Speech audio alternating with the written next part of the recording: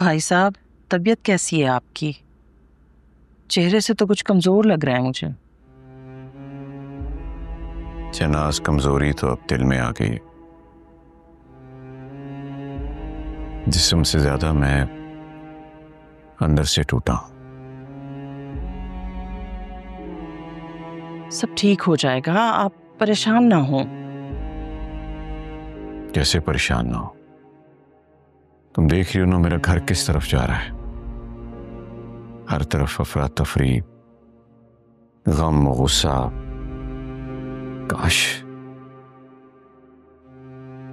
काश अंबर मेरे साथ होती तो आज मेरी हिम्मत बांधती। हाँ ये तो है, हापा होती तो शायद हालात ही कुछ और होते हैं। बहुत समझदार थी वो। तो उसने सिर्फ मुझे नहीं बल्कि पूरे घर को संभाल के रखा हुआ था।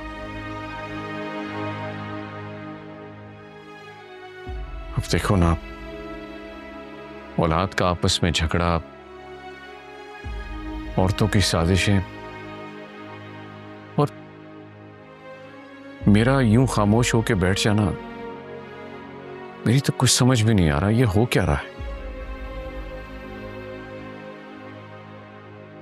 सच कहूं भाई साहब तो आपके घर के हालात इस कदर पेचीदा हो चुके हैं कि मेरी तो खुद कुछ समझ में नहीं आता कि क्या कहा जाए, क्या किया जाए।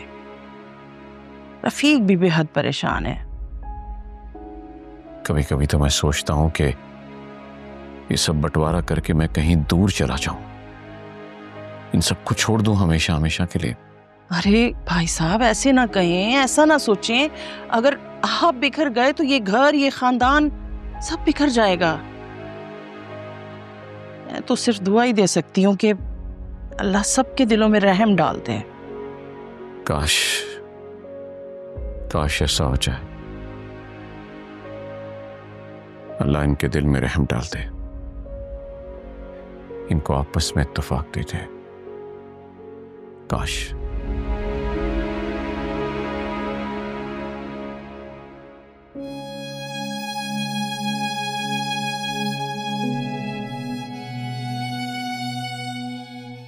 वैसे ईमान, आप एक बात तो बताएं, ये 3 बच्चे संभालना फिर घर के काम करना मुश्किल नहीं हो जाता आपके लिए? कैसे कर लेती हैं? बस मुस्कान, हिम्मत आ ही जाती है। मेरी दुआ है कि फबीहा जल्द अज जल्द घर वापस आए और अपने बेटे और भाई को संभाल ले। जो कि बच्चे पालना बहुत मुश्किल हो जाता है। सच कहूँ तो मुझे हर वक्त डर लगा रहता है कि कहीं कोई ऊंच नीच ना हो जाए। सही कह रही हैं आप। वैसे जावियार तो अपना है, तो अगर मैं उसे कुछ कह भी दूं तो कोई मसला नहीं है, लेकिन जैन और अरहम के लिए एहतियात करूंगी। जैन से याद आया कि उसको मैं महक भाभी के पास छोड़ के आ गई। काफी देर हो गई है, मैं देख लेती हूँ। तुम इनका ख्याल रखना, अगर उठ जाए तो फीडर्स यहीं रखी है, ठीक है? ठीक है।